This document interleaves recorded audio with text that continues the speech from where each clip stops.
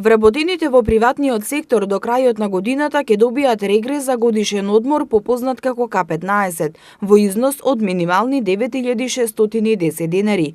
Но иако неколку години поред се исплатува регресот, и понатаму има изманипулирани работници, исплатен па вратен регрес, преполовена исплата на регресот и ред други прекршувања на одредбата.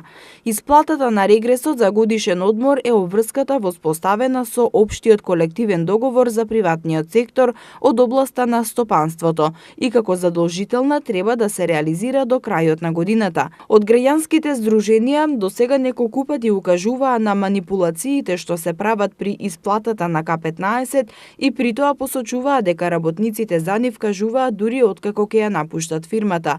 Има ситуации кога работници не добиле регрес бидејќи заминале во друга фирма или на породилно отсуство.